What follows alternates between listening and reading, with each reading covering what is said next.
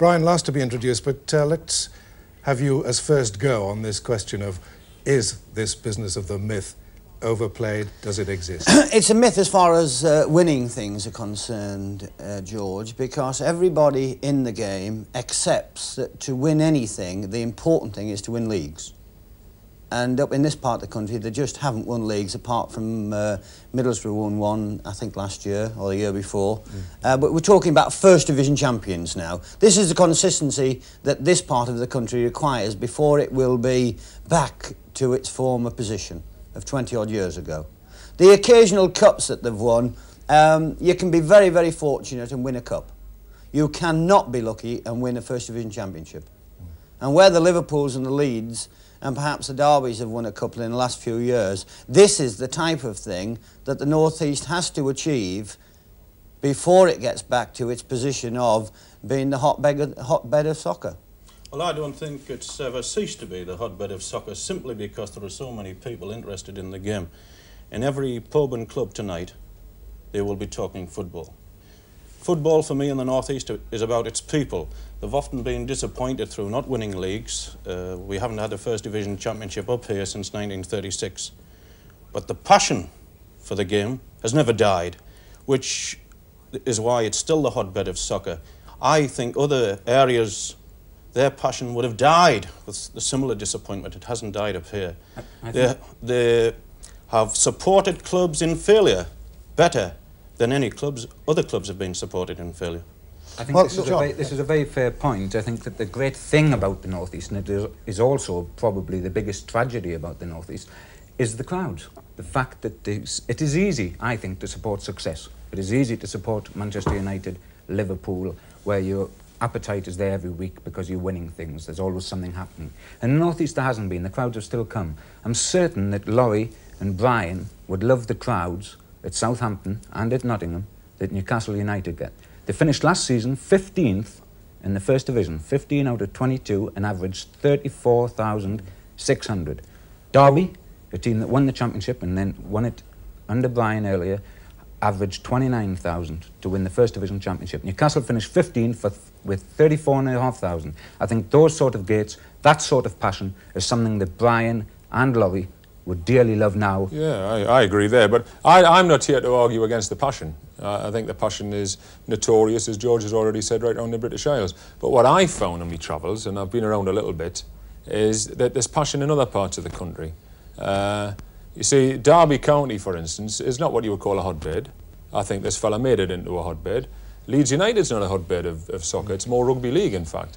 But let's not look at the people. Let's look at the progress the clubs have made. Now, Leeds United, Doug and John will probably know the facts better than me, I think got promoted a year before Newcastle. They went up with Sunderland. Yeah, the year before, right? Now, if you examine what they've done in the 10 years, is it, 11 years since then, I think they've been in European competitions. Embarrassingly long, so far as we are concerned. Well, you know, the 7 times I think they've been in European competitions. European Cup final. If they're not in Europe, it's failure, no. And on your film at the beginning, it said something about Newcastle sneaked in. I know all about that because Southampton sneaked in one year in 10th position. But for me, you see, I can go to Derby County to see a game, and if I pay at the door, which I'm lucky enough not to have to at the minute, but if I was a man in the street and I pay to go in, I can have a box there, Brian, I can have a good seat, I can go in comparative comfort, I can do that. I know I can do it at Sunderland now. But I think Sunderland was started off a lot by the World Cup. The sort of thing that concerns me about coming back to Newcastle is that apart from the new stand, which has only been up, what, a couple of years, I can't see any difference. I can't see any change. And I think that's the sort of thing that, whose fault is it? Is it the fact that they've been too passionate, Doug, over the years? I think they've been too easily pleased. If I certainly wouldn't advocate that fans should stay away through a lack of failure, but they're punished by, for me, for poor football, through not being demanding enough. It's a terribly sad thing that there are people who cannot pass St James's Park or Roker Park.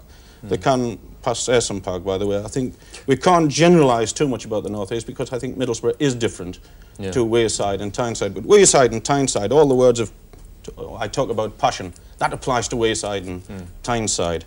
And if they've made a mistake, the fans, is being too loyal to the clubs. How long is it then, Doug? Are the North East clubs going to exploit their supporters? before they really deliver the goods. I like to think that they've learnt the lesson, Brian. I like to think they've learnt the lesson that I'm certain Sunderland have. I'm certain Sunderland have learnt the lesson. I could never have pictured at Sunderland a gathering of pressmen by the club and saying, please write about us. And that happened towards the end of the last Brown era, the Alan Brown era at Sunderland. Since they got the message then, they had to keep contact with the public. They have. They brought Bob Stokoe in. He did a magnificent job, and it's been maintained. The fervour is back, and I think they'll win promotion this season and build from there. Newcastle, big question mark. I'm still wondering whether Gordon Lee can do it. He's done it at lower levels. I'm not saying he can do it. I'm not saying he can't do it. I hope the heck he can. Is it all, Doug, is it all down to managers in any case? I mean, we're talking now about managers. We've got a clip from the beginning of the programme where we talk about lack of comparative success over 20 years. Now, in that 20 years at Newcastle, Sunderland, Middlesbrough, there hasn't been the same manager all the time. So really, can you know, is it down to whether... Well, possibly because they've chosen the wrong ones. Probably, yes. That's probably the lack reason. of success normally dictates how long, or the amount of success dictates, or the lack of it, dictates how long the manager stays. Yeah. And if the North East has had a bad time, the changeover of managers in the last few years, that's due to the fact that they haven't done as well as people expect them to do. Could I put you two on a spot? Could I put you two on a spot? See, I mean, there have been... It'd be second nature, George. We're always on the spot being managers. OK. On this particular spot, there have been managerial vacancies up here. I mean, have you ever considered coming back to a North East club? I personally would have walked back to the North East, but have never been invited. I find that hard to believe. Well, I've just told you, so you better get believing it. And why would you come back? Pardon? And why would you Well, come? first of all, I'm from the North East, obviously, and I do believe deeply in the clubs up here. I played at Middlesbrough. The happiest time I ever spent in a football club, including when I was a manager of League Champions, was when I played for Sunderland. That was my happiest time of my footballing career. And would you come because, as far as supporters are concerned, it is a hot Well, I come because of the people. You see, the club is made by the people. The club is dictated to by the people. You're a big club if you get a lot of people coming to the turnstiles. Did you find the same passion when Derby County won the First Division Championship under you that you had found, say, at Sunderland as a player? I did, but in a different way, in a different type of person. There was a lot of older people supported Derby County who remembered their former glories, and we sold... we were selling 13,000 seats at the time, which is an awful lot of seats. I think Newcastle people didn't pay to sit down. I think they paid to come through and stand in the cop. So it was a different kind of passion, but I do believe the passion was there. Do you think the potential is bigger at the North East club? I think the fact that if Newcastle won the league and you got 40-odd thousand here, or 50-odd thousand, all right then, I would think that was because you've got a larger ground. Our limit at Derby was 40,000 and we used to get 36. Yes. If it had been 50, I believe we'd have got 34. I know what you wouldn't get. You wouldn't get 36,000 average when you were relegated, if you were relegated, which is exactly what Sunderland got when they were first relegated. That is remarkable, you know, 36,000 average. And that isn't so long ago. Yeah, but you're going on and on about the people again, Doug. You know, I mean, I'm a great lover of the North East. When Brian and I are travelling around, we all go to the little societies, the referees and everything, and I always start off by saying I'm a missionary. You know, there's no bigger defenders of the area than North Easterners. But we're back in the North East now, and we're trying to talk logically. And I would say to you, what happened to Gateshead? You know, Gateshead went out. I mean, John Gibson remembers Gateshead. Oh, you and I were there together. Yes. I ask about Gateshead. I ask about the Gateshead Hartlepool's and Darlington. Well, they were voted out by southern clubs who didn't really wait a minute, Doug. Let's be fair. Were the people in Gateshead and Hartlepool and Darlington now, do they not drink and talk football on a Friday night? Yes, they're talking about Sunderland and Newcastle. Well, they're the same people, and it's a tragedy, really, isn't it? Yes. Yes. Now, all right, so the people are passionate, and I'll agree there. I've read in the papers recently, and your column, in fact, down in the Deep South, about Gateshead encourages sport as long as it's athletics. Yes. So even now, there's still politics about the thing. Now, if the passion was as strong right through, from the public to the politicians who are elected by the public, Newcastle probably wouldn't have had all this trouble about the ground that they've had. You see, when I'm down in the south, I keep saying about... I'm trying to knock out of their heads that people up here wear cloth caps and have mufflers on. And I keep saying, look, you know, they wouldn't stand. Like, the place that we play in the Dell is as old as the hills. For years they've been put off by, oh, you might get a new ground, you might get a new ground. And I tell them that the people in the north wouldn't stand for that. That they've got roofs on and they've got a club and this, that and the other. No, Newcastle hasn't.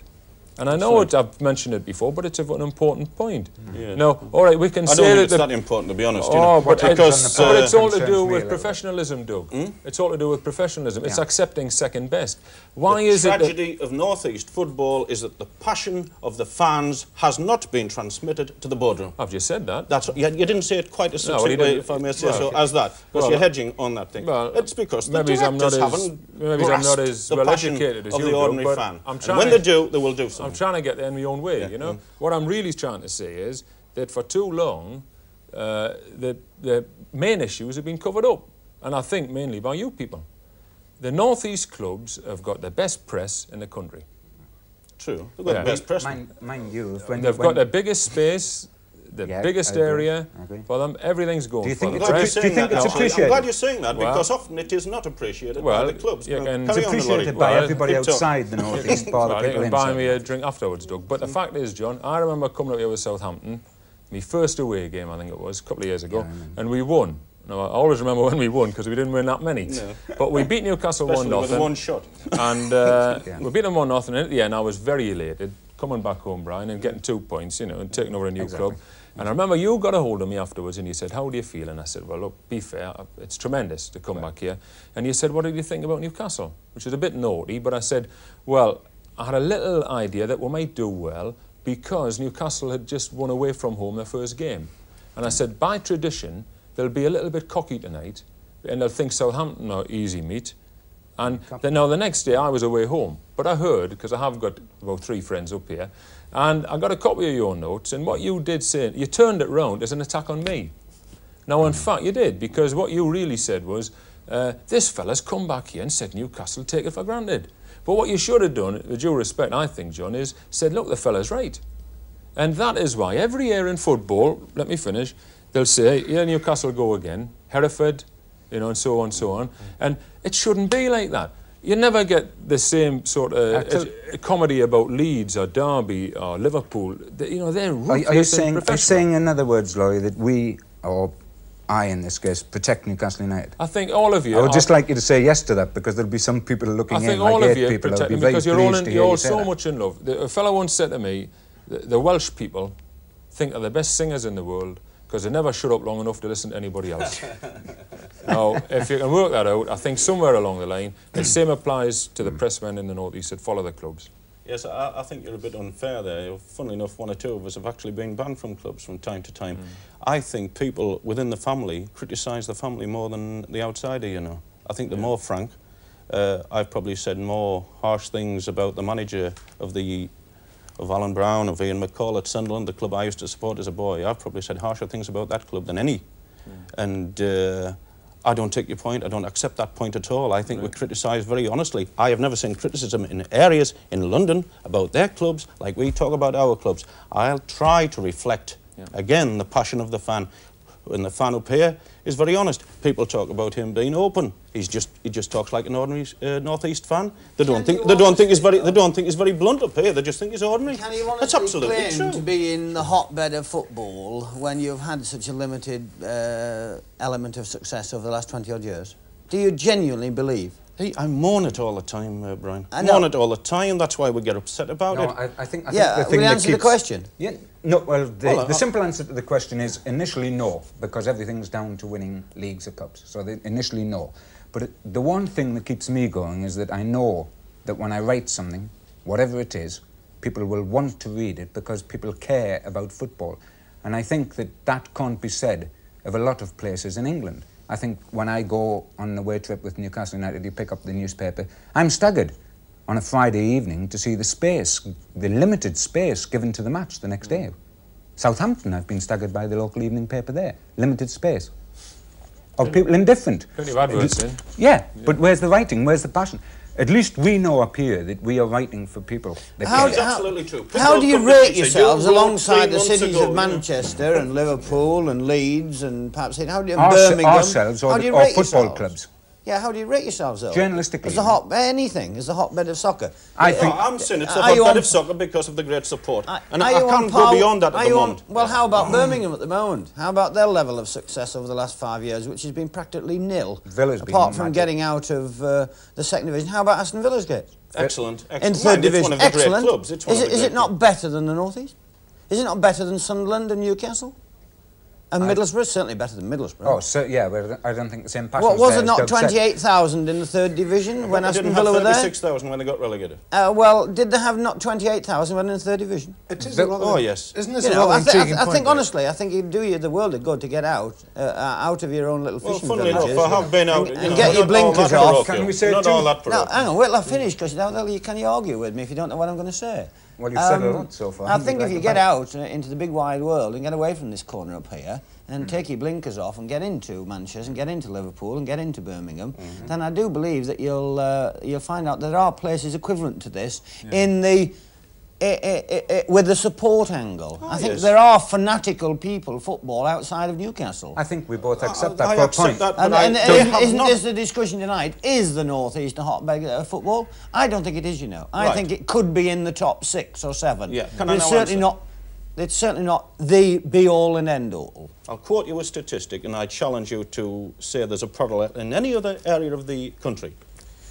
When both our big clubs, Sunderland and Newcastle, were in the second division, they kicked off simultaneously on a Good Friday afternoon, and the aggregate crowd in successive years was 120,000, almost 120,000. In the second division, I challenge you, that has not happened anywhere else, and it could only happen in the North East. Possibly in Merseyside, but I don't think they've been put to the test quite the way we have.